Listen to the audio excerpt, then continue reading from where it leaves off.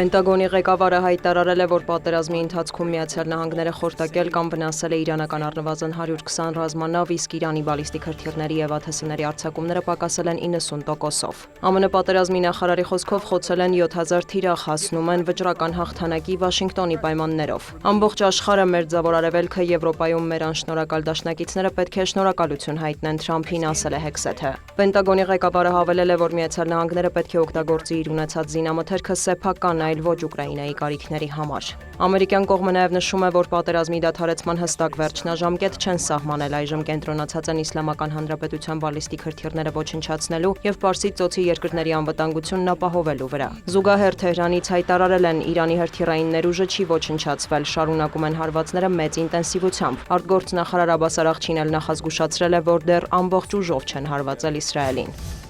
Թեհրանը, Շիրազը և իրանական այլ տարածքներ կրկին ենթարկվել են հրթիռակոծության, պայթյուններ են որոտացել Մեհրաբադի օդանավակայանում։ Տեղեկություններ կան, որ իրանական կողմն էլ հարվածել է Թել Ավիվին, Հայֆայի նավթավերամշակման գործարանին, ինչպես նաև Երուսաղեմում Իսրայելի ազգային անվտանգության նախարարությանը։ Իրանը հարվածել է նաև Սաուդյան Արաբիային, հաղորդվել է Էռիադում պայթյունների և տուժածների մասին։ Զուգահեռ Սաուդյան Արաբիայում տեղի է ունեցել արաբական և իսլամական երկրների արտգործնախարարների հանդիպումը։ Մասնակիցները համատեղ հայտարարությամբ դատապարտել են ծոցի երկրների էներգետիկ ենթակառուցվածքներին Իրանի հարվածները։ Թագավորության արտաքին գործերի նախարարը հայտարարել է, որ Էռիադի համբերությունն անսպառ չէ։ Պատրաստ ենք կիրառել տնտեսական, քաղաքական և դիվանագիտական միջոցներ, հակամարտությանը չմասնակցող հարևան երկրների վրա հարձակումները պետք է դադարեցվեն, շեշտել է Ֆեյսալ բին Ֆարհան Ալ Սաուդը։ Սաուդյան Արաբիայում չեն բացառում, որ անհրաժեշտության դեպքում կարող են նաև դիտարկել ռազմական պատասխանի հնարավորությունը։ Այս ֆոնին Էռիադում ԱՄՆ դեսպանատունը կոչ է արել ամերիկացիներին անհապաղ լքել Սաուդյան Արաբիայի տարածքը։ Իրանը թիրախավորել է նաև կատարում էներգետիկ ենթակառուցվածքներ, նշելով, որ դա պատասխանն է հարավային Պարս գազի հանքավայրին Իսրայելի հարվածներին։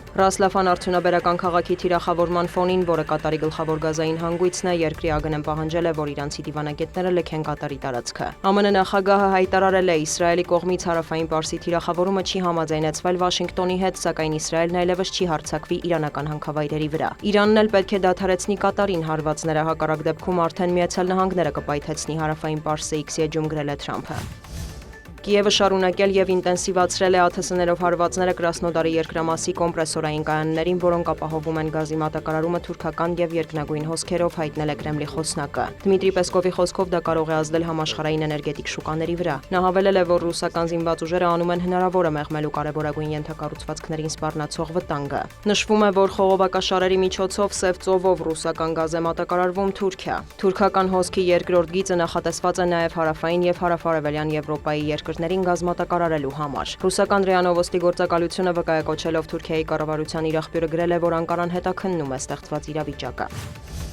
ԱՄՆ հատուկ բանագնաց Ջոն Քոուլը Բելարուսի նախագահի հետ բանակցություններից հետո հայտնել է, որ քննարկել են միջազգային մի շարք հարցեր, այդ թվում Իրանի շուրջ իրավիճակը։ Նա հավելել է, որ առաջիկայում Ալեքսանդր Լուկաշենկոն կարող է մեկնել ԱՄՆ մասնակցելու խաղաղության խորհրդի նիստերին։ Նախագահ Թրամփն անընդհատ խոսում է Լուկաշենկոյի մասին, որպես իր շատ լավ ընկերոջ և հարգված առաջնորդի, նշել է Քոուլը։ Նաև Սպիտակ տան բանագնացի Մինսկ այցից հետո հայտարարվել է, որ Բելարուսում ազատ է արձակվել քաղբանտարկյալների հերթական խումբը։